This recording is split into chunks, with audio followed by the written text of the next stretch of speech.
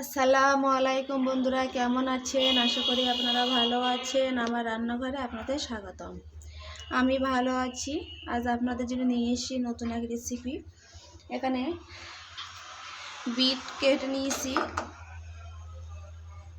কুচি কুচি করে ভাজা করার জন্য। দেখুন কি সুন্দর করে কুচি কুচি করে নিয়েছি। দেখতে থাকুন, আশা করি আপনাদের ভালো লাগবে। চাটনি বসিয়ে দিয়েছি, তেল দিয়ে দেবো, অল্প করে তেল দিয়ে দেবো। তেল গরম হয়ে গিয়েছে, 3 পিস শুকনো ঝাল দিয়ে দেবো। ঝালগুলো একটু লাল লাল হয়ে গিয়েছে, এখানে অল্প করে পেঁয়াজ দিয়ে দেবো। পেঁয়াজ ঝাল লাল হয়ে গিয়েছে, এখানে বিটগুলো দিয়ে দেবো।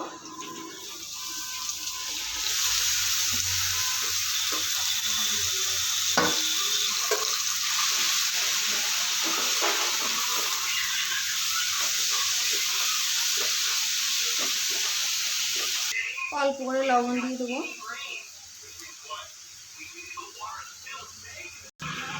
হলুদের গুঁড়ো দিয়ে দেবো, দিয়ে ভালোভাবে নেড়ে নেবো। বেশিক্ষণ লাগবে না ভাজা করতে, কেননা কুচি করা দারুণ হয়ে গেছে, পুরো একদম মেথি মেথিভাবে কুচি করে নিয়েছি।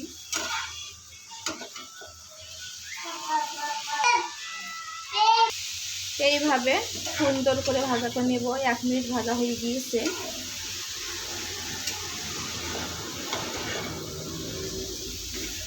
সত্যি বিট কপি ভাজাটা খুব খেতে খুব দারুণ হয়, আমি তো ভীষণ পছন্দ করি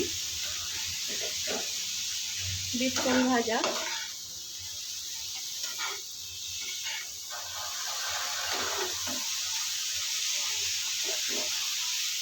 আমার পছন্দ তরকারি বিট কপি ভাজা। দেখুন কত সুন্দর হচ্ছে।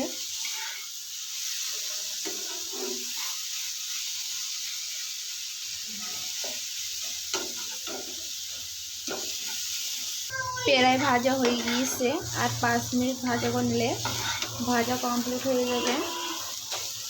যত ভাজি করবেন ততই ছোট হয়ে একটুখানি হয়ে আসবে কোনি ভাজাগুলো থেকে কোনি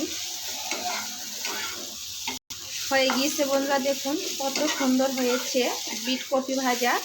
এইভাবে ভাজা করবেন, সত্যি অসাধারণ হবে। দেখতে সেরকম দারুণ লাগছে, খেতেও সেরকম দারুণ হয়। একবার এইভাবে ভাজা করে দেখবেন। গরম ভাত 1 থালা নিমেষে খেয়ে নেবেন।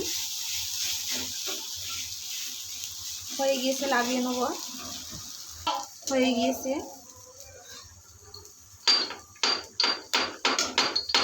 হয়ে গিয়েছে, বন্ধুরা দেখুন কত সুন্দর হয়েছে।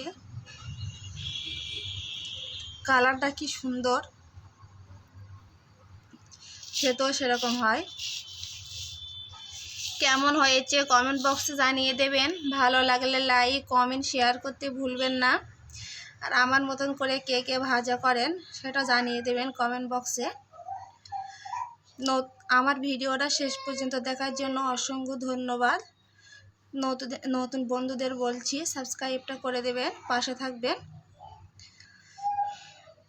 আজকের মতন বিদায় নিচ্ছি, আল্লাহ হাফেজ।